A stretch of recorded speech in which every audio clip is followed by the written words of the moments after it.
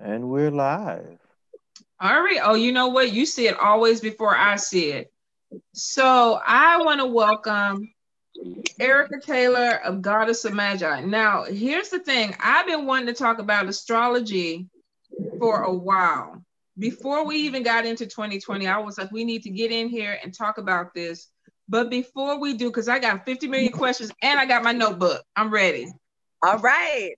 So before we get into that, though, we already put your contact information up, but I want you to tell everybody who you are, what your business is. You're on several platforms, so I'm gonna let you go ahead and just present yourself first. All right. Well, as the beautiful Tonya already said, I am Goddess of Magi. My name is Erica. I have platforms across all social media. So you can find my page on Facebook, Instagram, TikTok, YouTube. I'm all over the place, Twitter. My website is www.goddessofmagi.com. You can even put in goddessofmagi.com and it should pop right up for you. Mm-hmm. Now, what I specialize in is primarily divination. I like to incorporate the divination that I know, which is astrology, numerology, tarot, and mediumship, into my different readings. I might do a tarot reading and sometimes mediumship just happens.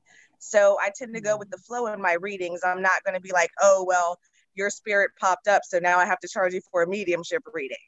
You see what I'm saying? Right. So I use astrology and numerology when I'm doing my tarot and my mediumship readings to better explain about different energies that we're experiencing, different energies that you might not have even been aware of. Right. Okay. No, so yeah, that's it. I actually have a friend and he dabbles in astrology, and he did my chart, and literally everything you just said, he threw in the intuitive part into it. And then he was like, well, then this came up. And then it was such a comprehensive reading because it hit on so many different elements. So, I mean, you guys, if you haven't had that experience, you need to check her out because it gives you it's something different when your planets are involved in navigating pitfalls too, because there's certain things that are going to happen, certain things that are going to address your characteristics and the way you are. But when you put that intuitiveness into it, it takes it to a whole different level. So if you haven't done it, I'm telling y'all, get with her. You got to experience it. Now, before we start, a very good friend of mine, Lynna, gave me a very beautiful birthday gift at the beginning for my birthday, and it was a calendar. She had somebody do my birth chart, which showed my solar return for this year. Now, nowhere in that chart, I went back, I looked, nowhere in my chart did it say 2020 was gonna be a fuck fest. Are you able to see that, Erica, in a chart? First of all, tell us what astrology is to you. Give us, for people who don't understand it, what does astrology do? So astrology is basically the mother of psychology and astronomy. What ended up happening is people couldn't prove how or why astrology worked. So they took what elements they could that they could prove, okay, let me put it like that, and started diving more into the psychology aspects as an individual science, astronomy as an independent science as well. To me, astrology is a way of life. It's not just, divination to see into the future. It is a way of looking at past lives. It's a way of looking at traumas that you experienced growing up and you might not have realized why. Like maybe you're just like, my parents are fucked up and that's why I dealt with the traumas that I did.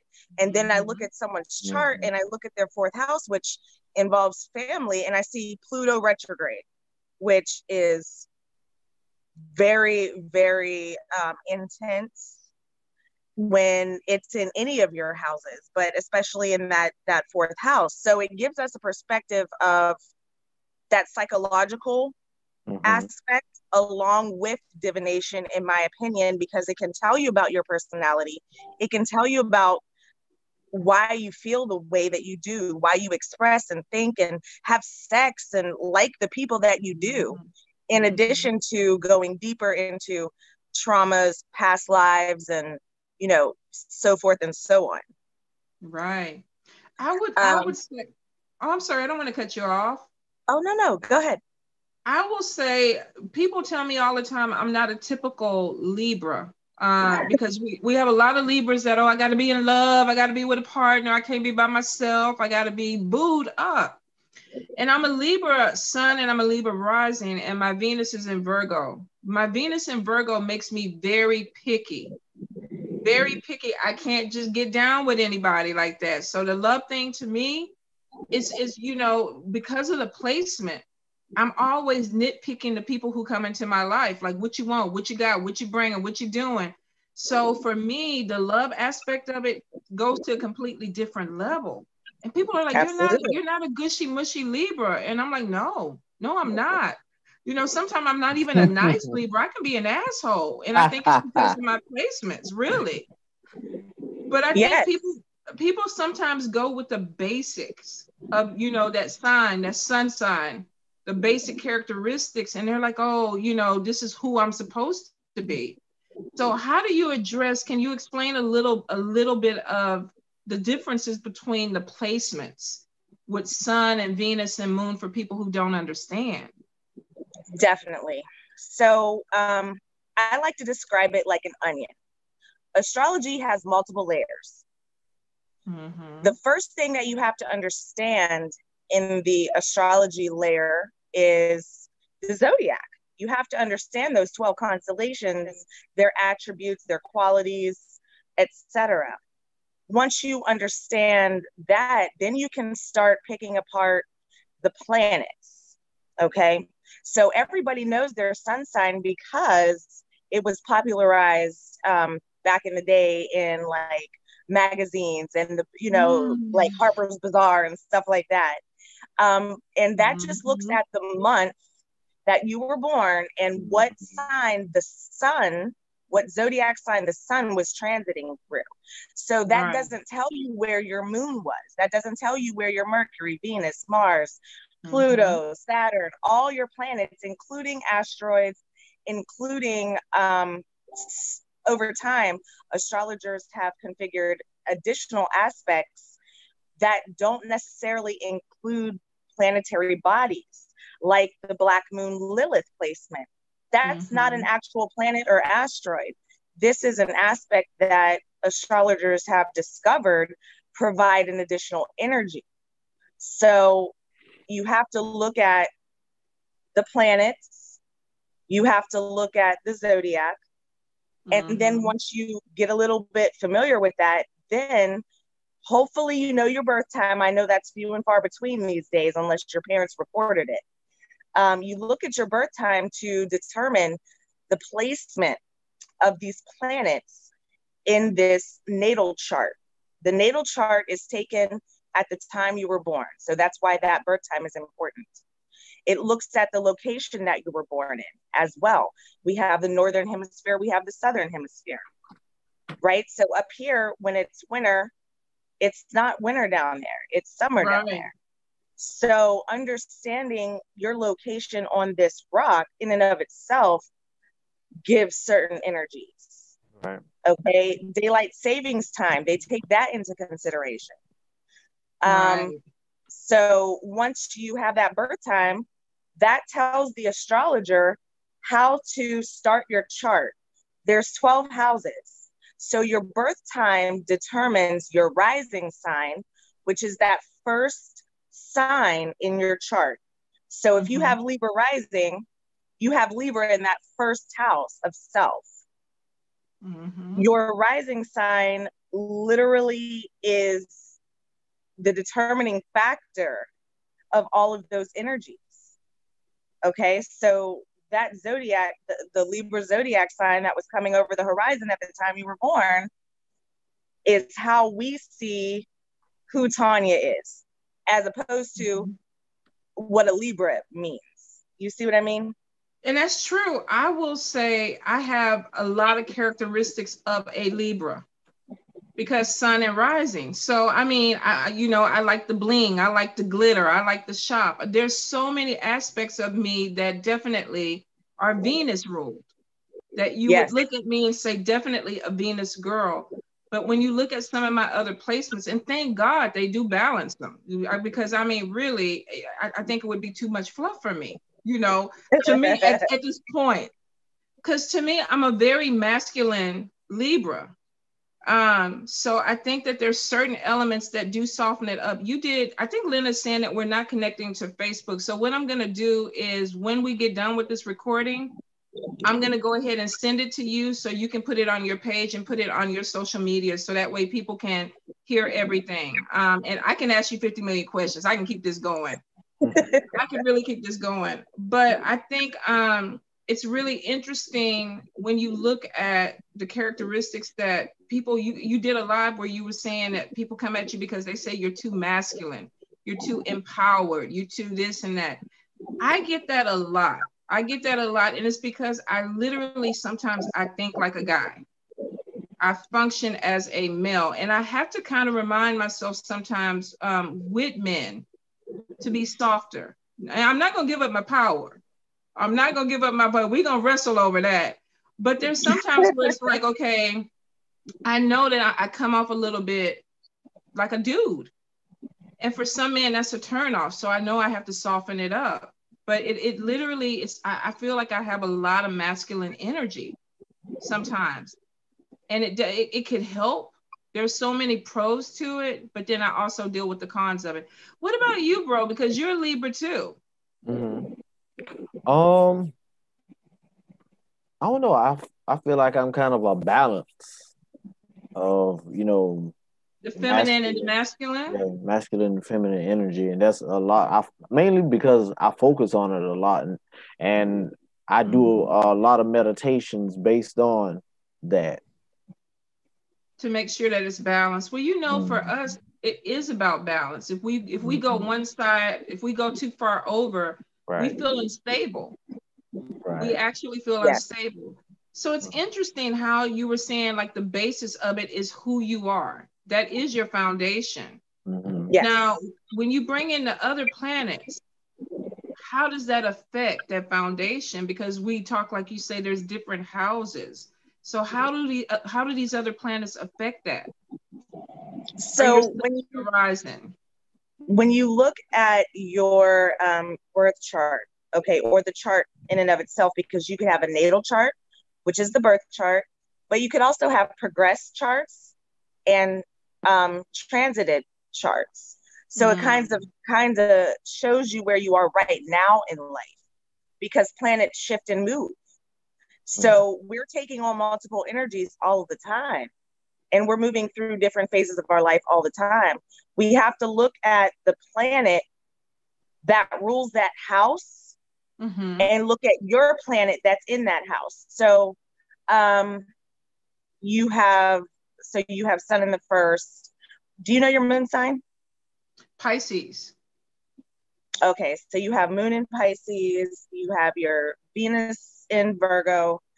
And so if I'm looking at your chart, your Venus is in your 12th house about.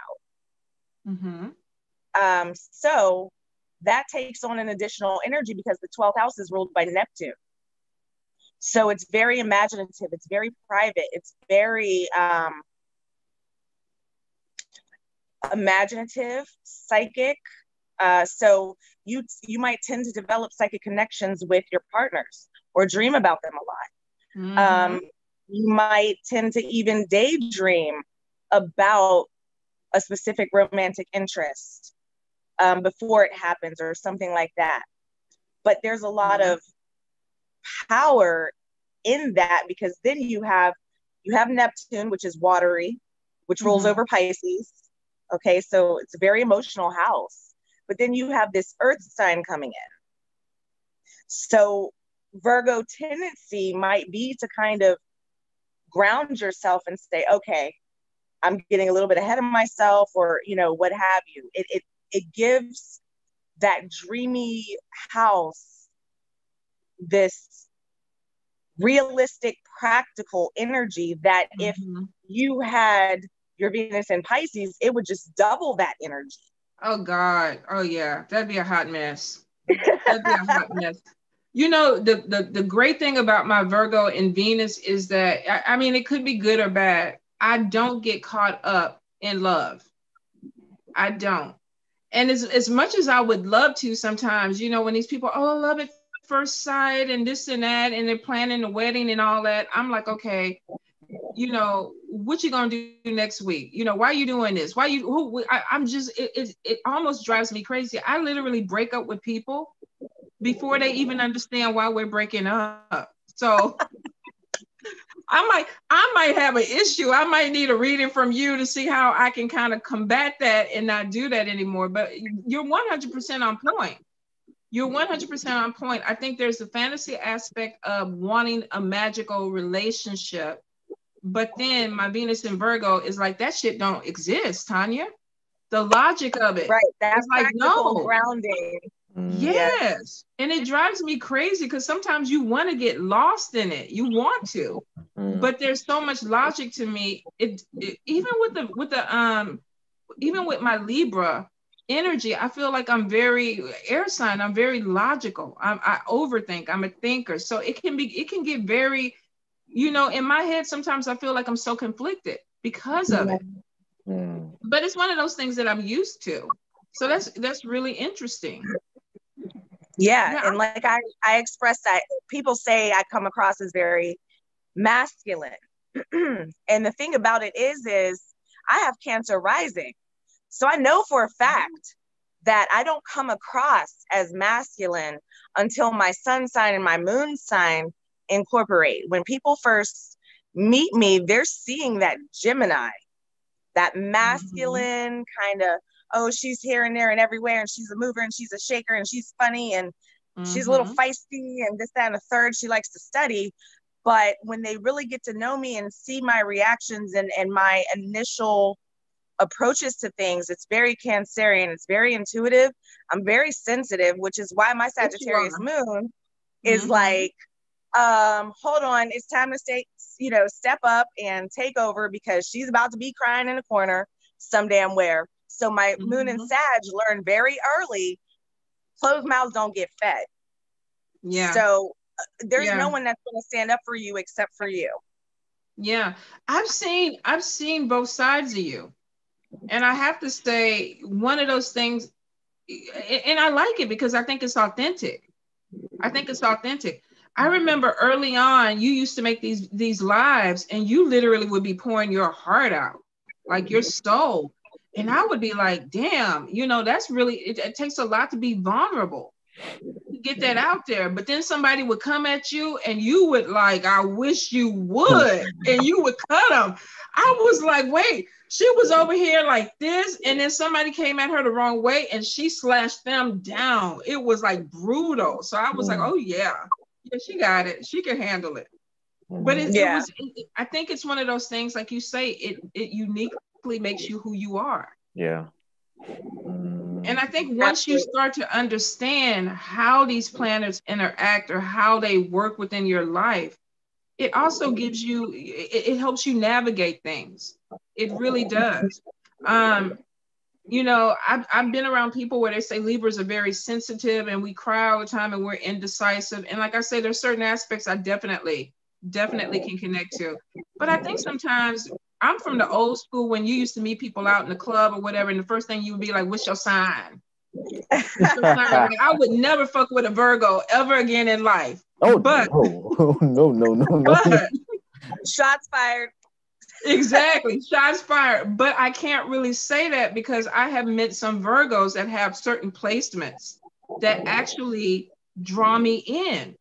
So the immature, you know, part of me used to be like, okay, the sun sign.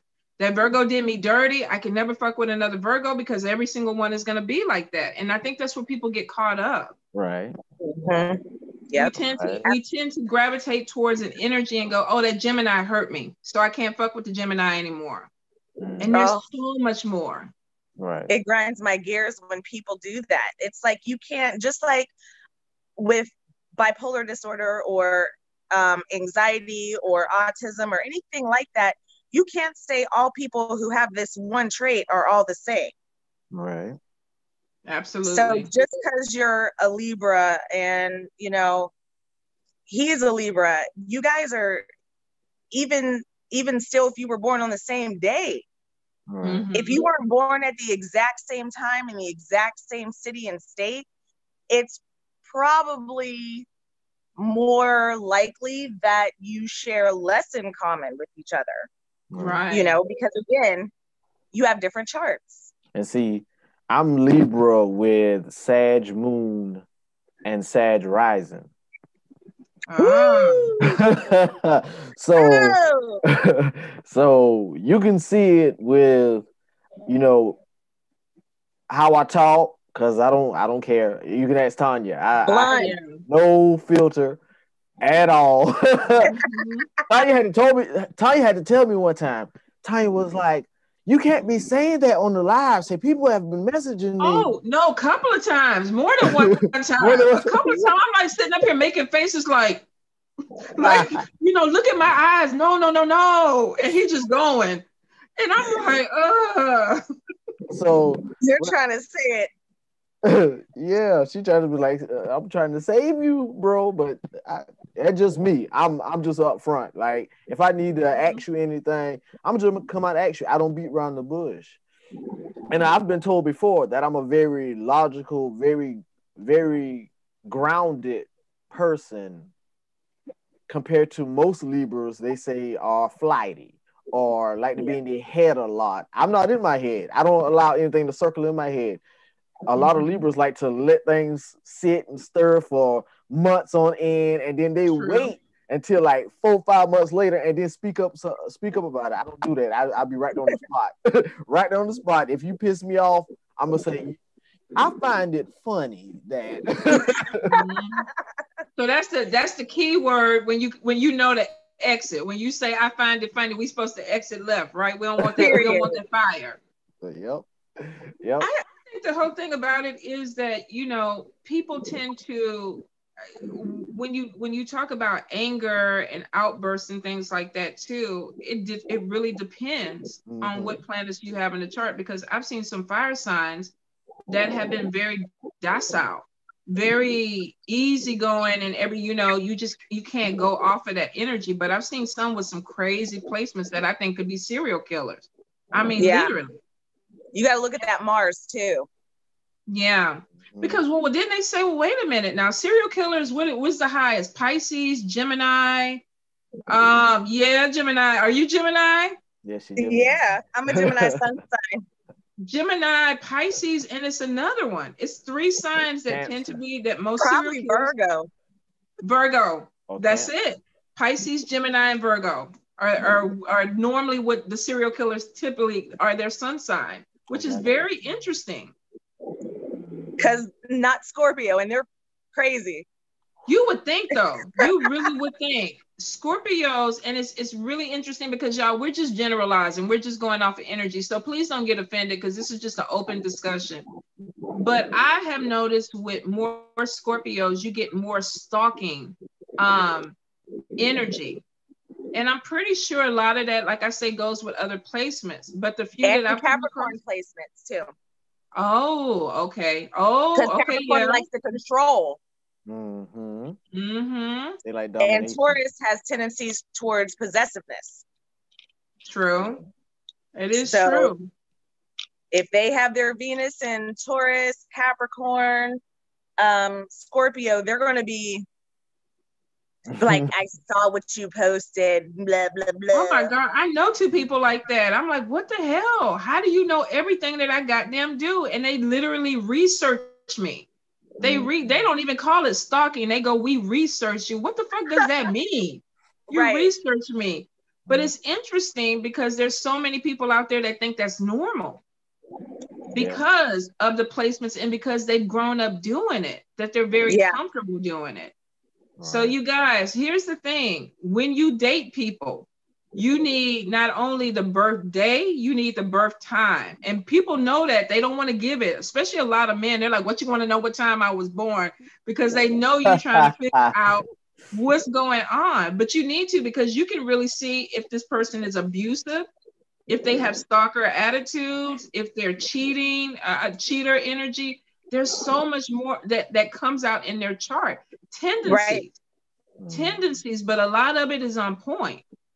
It's like running somebody's credit check or doing a background check, but astrologically. So I would say invest in the money. If you get the birth time, invest in it'll save y'all. Trust me, it's gonna save y'all some headaches. Yes, down it the will. way. There's some cycles. It tells you about karmic ties, you know, so past life lovers and people who you've maybe come to meet for a specific reason in this life. Like, we all meet each other for a reason, but romantically, to teach you something spiritually, to help heal you from your traumas. So, you know, it is important to do that chart. Absolutely. When I got married, and it was so weird, I had a cousin and she was like, you should have had this chart done. You should have had this chart done. Because she said, she was just getting into it. And she goes, y'all are not going to stay married. He's going to have a problem with women. And if I tell you 100%, and she didn't even know what she was doing. And she saw that. And it was absolutely true. Now, he was a Virgo, but he had a lot of placements where she was like, deception, you know, sexual tendencies, sexual addiction kept showing up. And I was thinking, no, that's not him. Ooh, them the eighth house sounds like. Yeah, so it was she saw it. So you guys, I mean, really, if you are not into it to where you can cast charts yourself, it's worth the money. Even with jobs and things like that, there's so many ways that she can help you navigate things so that you can kind of, you know, you're not going to be able to get rid of everything, because some of this stuff is going to be karmic. Some things, like she said, you have to go through the lessons. But there's some things literally with a good birth chart and somebody who could really read it and interpret it that can save you a lot of issue. Now, let's talk about this fuckfest year. What the fuck happened, Erica? What happened? First of all, Libras, our chart has been fucked up for 13 years. 13 goddamn years. I've been waiting for us to get, what was it, this year or last year was supposed to be our year? I can't even remember. I think it was last year, my Jupiter return. I was supposed to make all this money and be wealthy. And I'm like, what the fuck happened? It didn't happen. Well, so then I was thinking maybe it was this year, and I was like, I just kind of throw my hands up on 2020. I don't even know what to do. Could you see anything like this in the chart? Because when I was doing tarot readings last year, I saw that I kept telling everybody, you're going to get the flu. You're going to get the flu. You're going to get the flu, because I kept seeing sickness in everybody's cards. And I just thought it was the flu, because I kept getting like runny nose and things like that. So I kept telling everybody, up your vitamin C, blah, blah, this and that. And that was last year. I had no understanding of the pandemic in the reading. None. I knew sickness was coming, but I really didn't know it was going to happen to this degree. Now, did you see this in charts? Were you able to see this? Basically, what we do is we look at, in the chart, it can pop up as illness, right? Mars actually rules over viruses. So a lot of people who might have had a transit between Mars and their sixth house of health could have been affected by the coronavirus themselves. If it maybe went through like their third house or seventh house, they might have seen it in either a partner or friends, you know, distant family, something like that. Fourth house, hitting closer to home, immediate loved ones. So yes, you are able to see these types of things, but what we saw and are still seeing, we have a lot going on with the outer planets. So Saturn, Jupiter, Pluto are number one, all in retrograde right now. So we're in the midst of retrograde season, which started at the end of April with Pluto retrograde. But I'm getting ahead of myself. So last year's eclipse season had a lot to do with Cancer, which is home, family, etc., and Capricorn, which is authority, external world. So it was internal world, external worlds. A lot of conflict, and it set off a chain of events that we're seeing in 2020. We had another eclipse at the beginning of the year on that same Cancer Capricorn axis. And then with retrograde season happening, you have Saturn, which is in Capricorn. Saturn is the planet of responsibility. It's structures, government, etc. And you have Pluto, which is death and regeneration, also in that same sign of Capricorn. Jupiter, which is retrograde and in its unhappy sign of Capricorn, because Jupiter's home is Sagittarius. So with Saturn, it's almost like a parent telling a teenager they can't do something. So Jupiter is being restricted, and we could see that restriction with us going into quarantine. So we were having these restrictions by people called the government, but really it's this Capricorn energy that we're dealing with. Right. And now I want to say, think it's between the 15th and the 18th it's supposed to start, but there's another square occurring. So the square occurs between Mars, which is in its home sign of Aries. So that's like double Mars energy, squaring Saturn, Jupiter, and Pluto in Capricorn. So yes, and this starts, like I said, between the 15th and the 18th, and then it lasts for 2 months. So like you were seeing flu coming out, you're going to see it again. And it could be regular flu, but it might be another rise of coronavirus, another quarantine, because with this square, okay, so with this square, Mars wants you to take action. It wants to do something. So depending on where your Saturn, Jupiter, and Pluto are in your chart, where's your Capricorn? Okay, that's where your 3 planets are. You're going to see personal restrictions as well in that house. So if those 3 planets fall in your 7th house, it'll be in love. With Mars, the square it's a difficult aspect because it provides challenges, but once we work through the challenges, the universe, spirit is saying that this is leading to like a cosmic release of karma. It's healing a lot of things that are trash. Basically, we're looking at the old structures of Hollywood, the pedophilia. Absolutely. We're looking at the governmental structures. We're looking at Black Lives Matter. And this isn't just in America. This is, with this square alone, we're going to see a lot more rioting, a lot more protests around the world. Because Aries in Mars and Aries is bringing tensions. It's bringing conflict. It's escalating an already fucked situation. And not only are you going to have like these obstacles and resistance from authority figures, government, older people, because older people are stuck in their ways anyway. True. You're going to have young Aries trying to rebel, and because people are sick of it. So there's going to be an uprise of violence. Okay, because Mars is temperament, Mars is anger, and amongst other things. But with it being an Aries doesn't really think before they act. They react. Right. So, you're going to have these old structures of not only our individual lives, but of our society being questioned even more because of this square. And then because Saturn rules over the elderly and Saturn rules over Capricorn and all these planets are in Capricorn, this new wave of, I don't know if it's going to be the same virus again or a new virus, but we have to watch our elderly.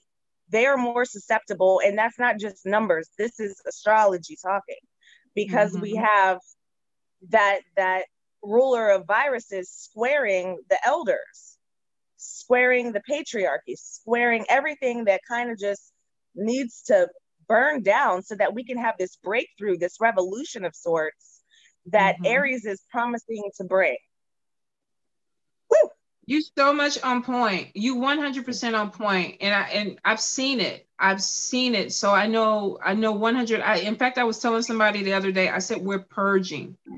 I literally feel like we're purging and that things are going to get literally worse. I even told somebody, I said, you know, I'm looking for citizenship somewhere else. But like you say, it's on a global scale. So no matter where you go, you're going to be affected by it. But it's like, I feel it. I feel exactly. And I'm 52.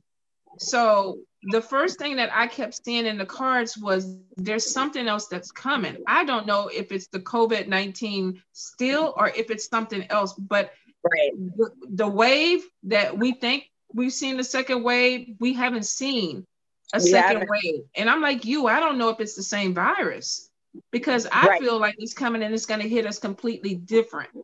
I really do. 100% on point with that, Erica. 100% on point. And I think so many people who are, whether you're in a spiritual community or you're just sensitive, you can feel it. That's why everybody that's been talking about this shift, I feel this shift, something is about to happen. We're all feeling some type of anticipation that something is coming. And even if you don't understand what it is, you can feel it. You 100% can feel it. So you're on it. You are really on it. I think the elderly, and it's crazy because I feel like so many people that survived the first round are not going to be able to make it through the second round. It almost kind of, I don't know if you've ever heard of the rapture. Yes. It was one of those things where I had a dream and it was like I woke up and people were just gone. They were like just gone. And it was like, okay, why am I still here? And then it was almost like, okay, I felt like I was biding time, like something else was going to come through. So I think it's the energy of it. And some of us may even be having prophetic dreams. Yes. That we're seeing this. So you guys, if you're feeling it, you know, you need to pray, you need to cleanse, you need to, you know, connect with whatever it is that helps keep you grounded, because I feel like that there's a lot more that's going to come through that we're going to have to deal with. Like Erica said, I kept saying, and I joke about this, I always say, if Trump gets in office again, I'm gone. I don't know where I'm going. Ghana said that they said we could come back. So I don't know if I'm going to Africa, I'm going to Canada. I'm trying to figure out where the hell to go. Somewhere. I'm going somewhere. So y'all, if y'all see me somewhere in Canada, just don't, you know, nod and just keep on moving. It's all right. Dual citizenship.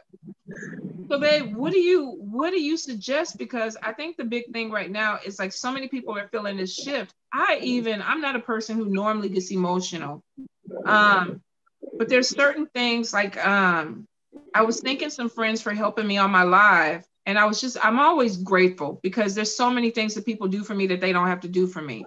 But I literally started tearing up. And it was like this big outpouring of, I'm so thankful for you. It was almost over the top for me. And I know that has something to do with spiritual growth or something that's happening because I'm feeling things so deeply now. And I don't know, are either one of y'all connecting to that energy? Am I the only one that's doing this? I mean, how do y'all feel? Because I feel like, what the hell? It's so like, it's not me. And it's like, okay, why are you crying over every little goddamn thing? I actually felt that way 2 days ago, but it was more of certain little things people would say that I don't usually take into account had kind of started, you know, kind of like I took it to heart a little bit, or I wouldn't say take it to heart, but it invested some unneeded thought. That's the best way to say it. Like I should have had just let it, you know, roll off me, but then I started thinking about it. And then I was sitting there, it was like, the fuck going on? Yeah. It almost feels like you're out of your element. Right. And I don't know if maybe we feel it more because we struggle so hard for the balance. So when I go too far over and I'm crying for no reason, that's telling me something's wrong. Something's wrong with me. So Erica, tell us about, I mean, is it a shift going that is in the spiritual sense, or are we just losing it? I mean, this quarantine literally has me discombobulated. I don't know if I'm feeling things right or what's going on. And I think a lot of people are feeling the same way. Absolutely, absolutely. So there's it's not a planet, it's more like an asteroid, if you will, Chiron. Chiron is transformation, but beyond Pluto's transformation. This is a healing type of transformation. And it's in the sign of Cancer, which is ruled by the moon. It's very watery, very emotional. So these, although you might not recognize the healing nature that's coming with it, and where this unexpected tenderness might be coming from, my best guess is to see where it falls in your chart. But yes, Chiron is making the transit through Cancer. So I'd have to see it. So it's like roundabout halfway through your chart a little bit. So yes, if you're feeling very heavy emotions, it's best to ground yourself, take a break. And sometimes being adults, we get so caught up in the hustle and bustle, especially if we're not sensitive signs, we don't take the time to really cry. We don't take the time to really heal some of the things that might be going on. Loved ones passing away. Quarantine has us going nuts. So it's like all of these things, plus we're in Pluto retrograde, so we're facing our shadow selves as well. Intentionally for some of us and unintentionally for the rest of us. So all of these things are piling up and it can become overwhelming, but Chiron is here to teach you to nurture certain emotions, to heal yourself through those tears, because Cancer is a crybaby. We all know that. Yeah, but I tell you what, it is cleansing, and you're absolutely right. I've gone to 4 funerals so far this year, and we still got a couple of more to go to. And then I had to drop my dog off at the vet, and they kept him, and it was like kidney issues. And normally I'm the oldest in the family, so people expect me to be strong, and normally I am. I mean, death at this point, I'm so desensitized to it because as a spiritual person, as a Mambo, I know that that's not the end. So normally when people die, it doesn't affect me hard because I feel like they've moved on, but there's communication and we're still going to be connected. The other day I was in the shower and I dropped the soap and I literally bent down to pick up the soap and had a breakdown. I stayed in that shower and cried for 40 freaking minutes. I felt like I cried for everybody in the world. That I got out, my eyes was red, and I felt like my soul was cleansed. I mean, really. I think it was so much of a buildup with the energies, attachments, and everything that was going on. And I think too, sometimes it's very hard to feel vulnerable because you don't want to be in this energy and feel like, oh my God, I'm breaking down. And, you know, because there's so many people that are breaking down around you that a lot of us feel like we have to be strong. Absolutely. But I think you're right. That Cancer, that energy needed to come out because I think had it not come out, it was just making me really sick. it was making me feel very heavy. So you guys, if you are struggling with this energy and you're overly emotional, she's right. You know, this may be the point where we have to say, let's release it. Let's release it, because it sounds like we have more coming. So if we don't release this, we won't be able to deal with the next phase of this. And you don't want to go in it with it loaded, you guys. I'm telling you, you just don't. So whatever it takes, if you need to reach out to somebody, you need to cry, you need to go to therapy, you need a life coach, you need to get a reading, whatever it is that helps you get through this, you need to. This is a very hard year. It's one of those years where you can't be led by your ego and pride. It's one of these years where we have to say, you know what? If I got to break down, I got to break down. I was in Walmart the other day, and this woman was in her car screaming her ass off. And I just rolled my basket on, and I looked back, and I kind of checked on her to make sure she was okay. And she screamed, and she looked at me, and she smiled, and I went onto my car because I was like, she okay? She just letting it out. Yep. But she, at that moment, she felt like she had to close herself in her car and scream. Yep. I mean, you don't apologize for it. Whatever way it has to come out, don't apologize. If y'all don't let it out, y'all gonna end up being serial killers. Don't do it. Don't do it, you guys. You gotta let it out. Bro, I can't see any questions on my side. Are you seeing questions on yours? I don't even know. Like, has it went live through Facebook or? I don't know. I mean, I see that Lynna has something posted, and this could be just on her YouTube. I'm not sure. YouTube. Yeah, I think it's just YouTube. Okay. Erica, real quick, tell us about the Lionsgate portal. Because I had a lot of people that I read for that were like, how is this going to affect me? And I was like, okay, wait a minute. I have to go research what it is. I know it was supposed to bring more awareness. But I've noticed that in the spiritual readings, a lot more people, their mediumship is opening up. Their clairvoyance, their clairaudience. So there's so many things that are transitioning. Even I'm hearing a little bit more clearly. So what does Lionsgate portal do for us spiritually?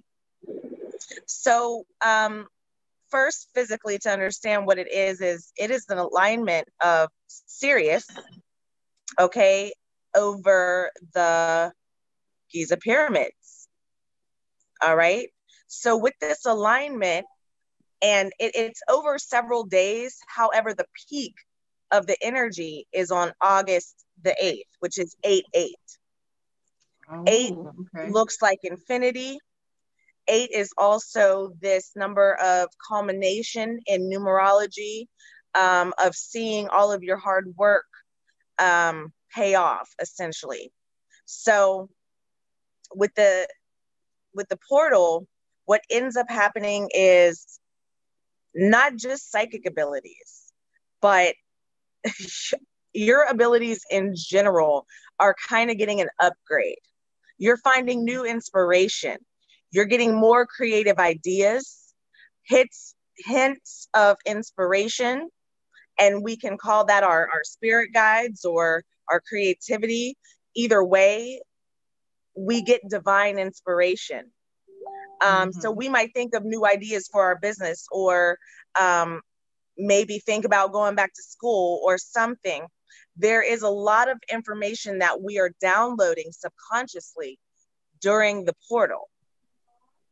So like you said, you're picking up on it more in readings and stuff like that. You might not have felt the upgrade, so to speak, but you're experiencing it. And it feels even more intense during that time frame around the 5th to the 8th of August. But it goes all the way until the 12th of August. Oh, so, wow. Yeah.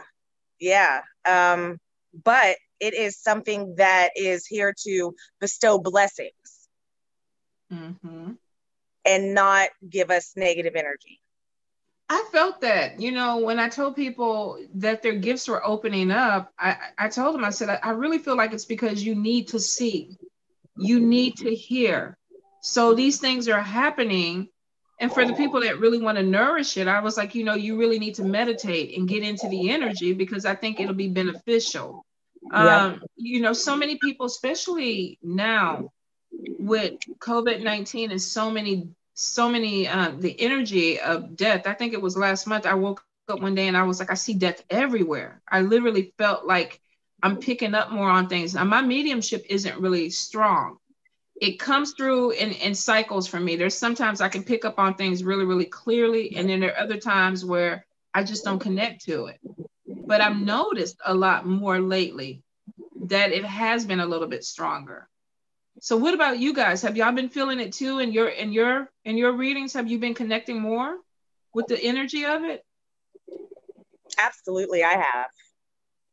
Well, actually, more so besides reading, just around me, period. Just like communicating with people, connecting with people, just with, I don't know, it's just the whole vibe of different places that I go, like at work, things of that nature. You can tell the whole roller coaster, up and down, up and down. Yeah.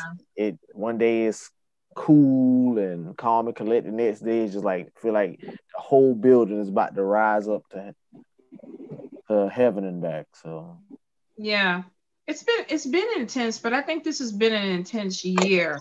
yeah. I think there's a lot of growth. I think there's a lot of purging. I keep seeing in my cards that there's going to be loss of friendships, that certain things that no longer work for me are going to go on the wayside. And I think a lot of people are going to experience that too. Like I say, it feels like a purge all the way across. Erica, what would you tell people right now that they may need to focus on as far as moving forward? It's like, I know we got other planetary shifts and things that are coming in. What should we be doing right now to kind of help prepare for some of these changes that are coming our way? The best thing to do is to hold on tight and strap your seatbelt in, because it is going to be a bumpy ride. Forecasting until about between January and March, it should start to ease up a little bit more. But this winter is definitely not going to be any easier because of these next 2 months kind of setting us up for, I won't say negative energy, but radical changes. We also have Uranus in retrograde, which is rebellion. It's upheaval. It is, it almost seems like a bad time to start things, a bad time to go back to school, a bad time to invest, and so forth and so on. Now, looking at your individual charts, it might be different for you, but right. I suggest for everybody, wait until the retrograde season is completely done before deciding to make any major changes, because during retrograde season, it is time for reflection. It is time for introspection and understanding self. And so when we come out of retrograde season, that is the time for action. So everything that you've been planning since it started in April, begin to implement after, I say, about October 4th, I think. October 4th. I don't remember when Uranus goes direct, but I think that is the longest. I think that's the last day of retrograde season, between October and November. Double check that for me, because I can't quote Uranus, but at least between October and November, we're going to see these retrogrades kind of lift up, but we're going to be seeing the world kind of in turmoil again. So just take a break. I keep telling people, y'all want to go do stuff. This is a vacation. It's a staycation. Stay your ass at home, wear your mask, use hand sanitizer, and plan for the next year. Because right now, this is not the year to make moves. Now's the time to plan. I agree. And I've been saying it too. I'm a workaholic, and it was like, I feel like this whole damn year has just been a wash. It's like everything that I wanted to start, it's like, okay, yeah, I can't. And it's frustrating. It is frustrating. But I agree with you. I think anything that you're trying to start now is going to be hit with a big barrier. Yeah. And there's so many more important things that are happening that maybe, like you say, we need to put things on the back seat so we can deal with some of these world problems. before, because if not, I feel it. We're going to definitely have turmoil. Well, Sweets, you know what? Thank you. I thank you so much. You put so much out there. I know I monopolized. I don't know what happened with Facebook, but we're going to go ahead and get the video. And I think it played on YouTube on Lynna's page. I'm going to get this video to you so you can share it on your page and your social media. All right, sounds good. This was so informative. And I'm a book you for a reading. I need to know what my money going to do. All right, we can do that. I do it all. Sextrology, all of it. Ooh, Lord. Well, you know what? I ain't got no man, but maybe you can tell me when a man come in, what is sex going to be like, and if I should stay and not do what I normally do, like run. Don't run. I'm going to try not to. This year is a fuck fest. I ain't even trying to get involved with nobody this year. Next year, we might. That'll give me some time to work on my fupa. That'll give me some time to get this stomach right. So, Sweets, thank you so much. Once again, tell them how they can get in contact with you. All right. Well, again, thank you so much for having me, both of you guys. Much respect to your show. I love what you're doing. It's dope. I just want to throw that out there because I haven't had the opportunity. And you can reach me by finding me on Facebook, Instagram, YouTube, TikTok. Not so much on Twitter. I love your TikTok, y'all. She got a TikTok where this girl turned around and start twerking. First of all, I don't see the JJ come at the camera, and then I don't see the booty turn around and bounce in the camera. And I sat up there. You had me laughing so hard one night. I dropped my damn ice cream all in my lap. Y'all go to her TikTok. Align that chakra area, baby. Y'all will not regret it. I'm telling y'all, go to the TikTok and then message me. Y'all will not regret it. It's funny as hell. You also do marketing too. Do you still do marketing for people's pages? Yep, I do marketing. I'm actually going to be able to build websites here by like June, like the back end websites, not those click and drag things. I'll be writing code. So I have my hands in a lot of different things. Y'all get with her because trying to build your page or your channel, and a lot of y'all, I've read for y'all this week, and y'all want to open yourselves up with business, but you got to market and you promote. This is the person that you need to. What happened? Oh, I don't know. Looking to build pages, check her out, you guys. Check her out. All right. Sweets, love you much. Thank you so much for being on here. I enjoyed it. I ain't even gonna lie. I love astrology. I don't know shit about it other than the basics, but I loved it. So I love being here. Thank you. All right. Take care. All right. And be safe. All right. See ya. See you later. Bye.